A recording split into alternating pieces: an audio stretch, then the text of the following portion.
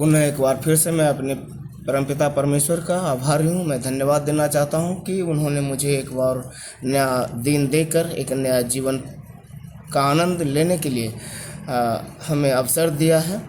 हम अपने सभी श्रोता गणों को भी एक और शुभ दिन की कामना करते हैं और साथ ही हम धन्यवाद देना चाहते हैं हम अपने श्रोता गणों के लिए।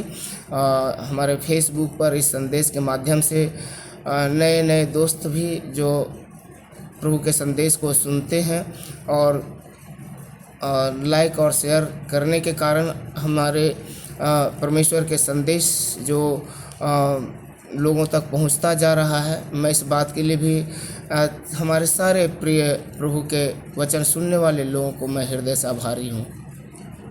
और हम लोग पिछले दिनों से सार्थक जीवन के विषय में हम लोग बात करते आ रहे हैं कि सार्थक जीवन में क्या क्या कैसे हमें जीना है।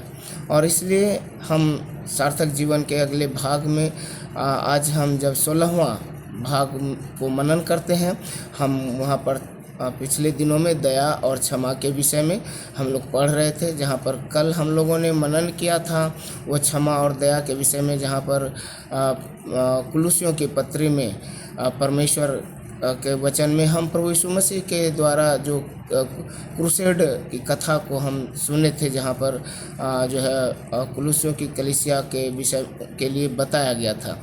आज वो बातें हम सबके लिए हैं। और सच्चा जीवन परिपूर्ण नहीं होता, उसमें गलतियां और असफलताएं होती है। पवित्र शास्त्र हमें सिखाती है कि परमेश्वर में प्रभु यीशु मसीह के बलिदान के द्वारा हमें क्षमा किया गया है और यह क्षमा हमें भी दूसरों को क्षमा करने की शक्ति देती है। जब हम क्षमा करते हैं तो हम अपने मन से एक बोझ को हटाते हैं और एक स्वस्थ और सार्थक जीवन की ओर हम आगे बढ़ते हैं। आइए हम परमेश्वर के वचन की ओर बढ़ेंगे। उस स्वस्थ और सार्थक जीवन के बढ़ते कदम में हम लोग देखेंगे उसका गलातियों की पत्री, उसका हम लोग निकालेंगे 3 अध्याय और उसका हम लोग देखेंगे 13 वचन को। वहाँ पर इस प्रकार से लिखा है, मैं आपके लिए पढ़ना चाहता हूँ। मसीह ने जो हमारे लिए श्रापित बना हमें मोल लेकर व्यवस्था के श्राप से छुड़ाया। लिखा है, जो कोई काठ पर लटकाया जाता है वह श्रापित है। परमेश्वर इस वचन के पढ़े और सुने जाने पर हम सबको आशीष दें। हम लोग खास तौर से जब इस भाग को देखते हैं तो सच में परमेश्वर हमें हमारे छुड़ौती के लिए उन्होंने जो हमें एक नया जीवन दिया है, जो हमें नया आनंद, नई खुशी जो दी है, हम उस बात को हम यहाँ पर देखते हैं कि वो हमारे लिए श्रापित बना। आइए उस भाग की परिपूर्णता के लिए हम नए नियम की पुस्तक में से और भी कुछ बातों को देखेंगे। हम लोग देखेंगे उसका यूहन्ना रचित सुसमाचार, उसका 8 अध्याय और उसका 1 से लेकर के 11 पद तक में। वहाँ पर हम प्यारे भाई बहन वहाँ देखते हैं एक व्यभिचारिणी जो है औरत के विषय में, जहाँ पर फरीसी लोग उस औरत को उस गलत काम करते हुए पकड़ा था और वो गलत काम पकड़ने के कारण वो फैसला पाने के लिए प्रभु यीशु मसीह के पास उस औरत को लेकर आता है।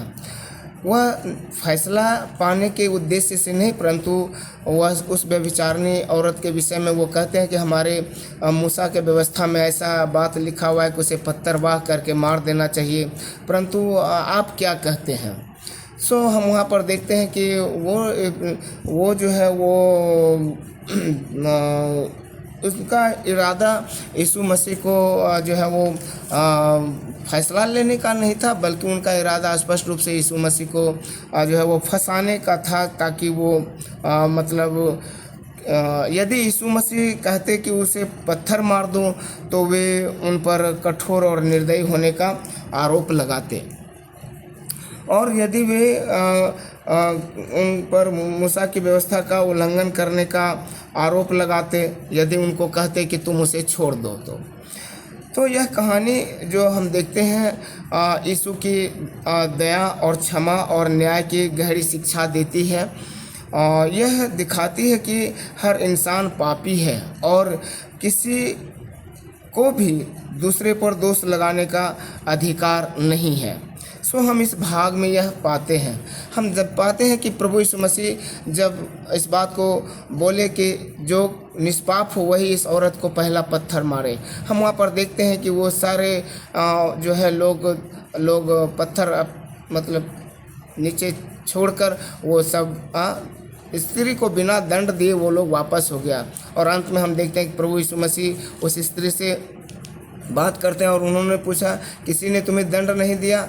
वो स्त्री बोलती है कि नहीं, और वह स्त्री वहीं पर रहती है और प्रभु यीशु मसीह उनसे कहते हैं कि जो है जा, मैं भी तुझे दंड नहीं दूंगा, तू फिर से पाप मत करना।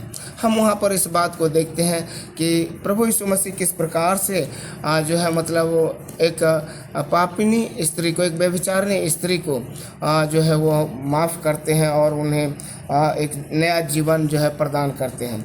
सो इसी प्रकार से हम दूसरी बात को देखते हैं, उसका मत्ती रचित सुसमाचार की कहानी, और उसका हम 18वां अध्याय में जब हम आते हैं वहाँ पर 21 पद से लेकर के 35 वचन तक हम एक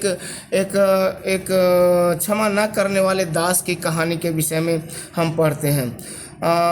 वहाँ पर जो है कहानी एक बड़े मालिक है। वो बड़े मालिक जो है मतलब अपने नौकरों को 10,000 तोड़े देता है और 10,000 तोड़े लिए हुए बहुत दिन हो जाने के कारण वह जो है मतलब उसको भरता नहीं है। जब लेखा लेने का समय आया तो उस दास को जब बुलाया गया तो दास ने जो है वो अपने मालिक से बोला कि मालिक थोड़ा और आप सब्र कीजिए, थोड़ा और मुझे मीन्स टाइम दीजिए, मैं आपका सारा पैसा सूद समेत भर दूंगा।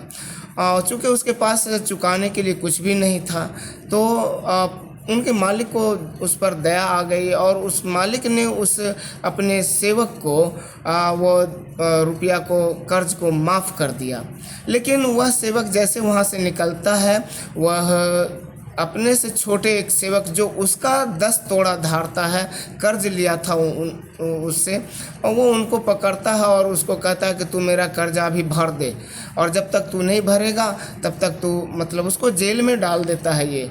और जब मतलब ये छोटे जो उससे छोटा दास है जो 10 तोड़ा उससे कर्ज लिया था, ये बात जा कर के वो अपने स्वामी को बताता है।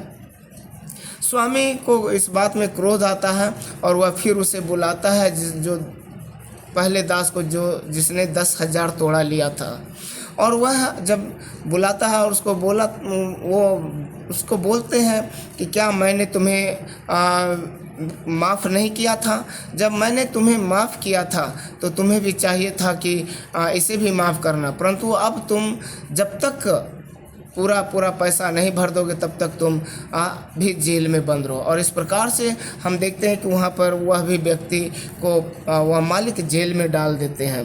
सो यहाँ पर हम देखते हैं कि इस कहानी को समाप्त करते हुए यीशु ने कहा, इसी तरह मेरा स्वर्गीय पिता भी तुम्हारे साथ व्यवहार करेगा यदि तुम अपने अपने भाई को हृदय से क्षमा ना करो। सो इस कहानी का महत्व यह है कि परमेश्वर ने हमें एक बहुत बड़े पाप ऋण से क्षमा किया है और जिसे हम कभी नहीं चुका सकते। जब हम यह समझते हैं कि हमें कितनी अधिक क्षमा मिली है तो हम यह दूसरों को छोटी मोटी गलतियों के लिए क्षमा करने के लिए ये कहानी हमें प्रेरित करती है। और इसीलिए गलातियों 3:13 में वहाँ पर लिखा है, मसीह ने जो हमारे लिए श्रापित बना वह हमें श्राप व्यवस्था के श्राप से छुड़ाया, क्योंकि लिखा जो कोई काठ पर लटकाया जाता है वह श्रापित है। सो इस भाग में हम 3 बातों को जो है वहाँ पर हम देखते हैं। पहली बात हम देखते हैं कि मसीह ने जो हमारे लिए श्रापित बना, यह एक बहुत ही गहरा और महत्वपूर्ण बयान है।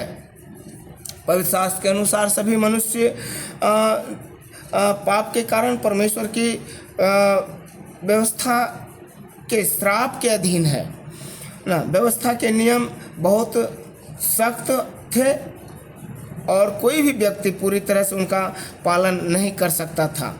इस असफलता का परिणाम श्राप था, मृत्यु था। यीशु मसीह जो निष्पाप थे, उन्होंने इस श्राप को अपने ऊपर लिया। वह हमारे पापों और अपने उनके परिणामों को अपने ऊपर लेते हुए वह हमारे लिए श्रापित बनते हैं ताकि हम श्रापित ना हो। जब हम इन भागों को यह यशायाह का पुस्तक उसका 53 अध्याय और उसका 3 पद से लेकर के आगे तक पढ़ते हैं, हमें वहाँ पर परमेश्वर के उन बातों के विषय में जो हमारे लिए सब कुछ था, हम वहाँ पर मनन करते हैं। दूसरी बात हम वहाँ पर देखते हैं कि हमें व्यवस्था के श्राप से छुड़ाया। सच में प्यारे भाई बहन, इसका मतलब यह है कि यीशु मसीह ने अपनी मृत्यु के द्वारा हमें उस श्राप से मुक्त किया जो हम पर हमारे पापों के कारण था। यीशु ने हमारी जगह पर दंड को स्वीकार किया और उसके बलिदान के माध्यम से हम पाप के बंधन से आज मुक्त हो गए। अब जो लोग यीशु मसीह पर विश्वास करते हैं वे व्यवस्था के श्राप के अधीन नहीं हैं, बल्कि परमेश्वर की कृपा और दया के अधीन हैं। तीसरी बात हम वहाँ पर देखते हैं, लिखा है कि जो कोई काठ पर लटकाया जाता है वह श्रापित है। यह लाइन पुराने नियम के व्यवस्था जो विवरण है, व्यवस्था विवरण वहाँ 21 अध्याय का 23 वचन से लिया गया है। इस नियम के अनुसार किसी व्यक्ति को उसके गंभीर पापों के लिए मृत्यु दंड दिया जाता था और उसके शव को काठ या पेड़ पर लटका दिया जाता था ताकि लोगों को पता चले कि वह परमेश्वर के नज़र में वो श्रापित था। पौलुस इस पुराने नियम के संदर्भ का उपयोग यह दिखाने के लिए करते हैं कि यीशु की मृत्यु साधारण नहीं थी, बल्कि एक श्रापित मृत्यु थी। क्रूस मीन्स काठ पर उनकी मृत्यु ने उन्हें एक श्रापित व्यक्ति बना दिया, लेकिन वह श्राप उनका नहीं था बल्कि हमारा था। उन्होंने हमारे श्राप को अपने ऊपर लिया ताकि हमें परमेश्वर की नज़र में श्राप से मुक्त किया जा सके। अगर प्रभु यीशु मसीह संसार में नहीं आते और कलवरी क्रूस पर वह अपना जीवन दान को नहीं देते हम पापियों के लिए, तो हमारा छुटकारा नहीं हो पाता। पहला पत्रस उसका जब हम 1 अध्याय उसका 18 पद को देखते हैं, 19 को देखते हैं, वहाँ इस प्रकार से लिखा हुआ है कि तुम्हारा निकम्मा चाल चलन जो बाप दादों से चला आता है उससे तुम्हारा छुटकारा अर्थात नाशवान सोने चांदी से नहीं हुआ, परंतु निष्कलंक और पवित्र मसीह के लहू से हुआ। निष्कलंक और निर्दोष मसीह के पवित्र लहू के द्वारा हमारा और आपका छुटकारा हुआ है। सो प्यारे भाई बहन, जितने लोग उस यकीन में विश्वास में यकीन रखते हैं, उन बातों में यकीन रखते हैं, उस बातों पर विश्वास करके आगे बढ़ते हैं, प्रभु उनको एक नया जीवन देता है। संक्षेप में इस वाक्य का अर्थ यह है, यीशु मसीह ने अपनी मृत्यु के माध्यम से हमें पाप और उसके श्राप से मुक्त किया। उन्होंने हमारे पापों के श्राप को अपने ऊपर ले लिया और क्रूस पर एक श्रापित व्यक्ति के रूप में मर गए। उनकी इस बलिदान ने हमें परमेश्वर से मेल मिलाप करवाया और हमें अनंत जीवन का उपहार दिया।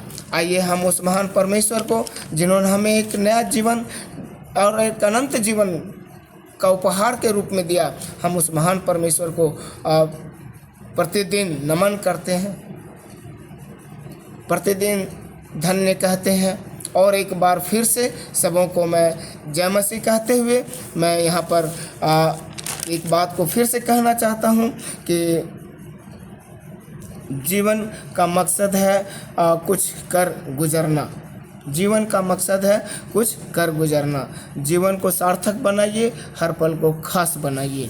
मैं फिर से सबको जय मसीह कहता हूँ। मैं धन्यवाद देता हूँ हमारे अपने सभी श्रोतागणों के लिए, और जिन्होंने हमारे इस सेवकाय में एक छोटी सी सेवा देकर लाइक और शेयर करके दूसरों तक परमेश्वर के वचन को पहुँचाने का कार्य कर रहे हैं। परमेश्वर उन सबों को भी आशीर्वाद दे। धन्यवाद। जय मसीह।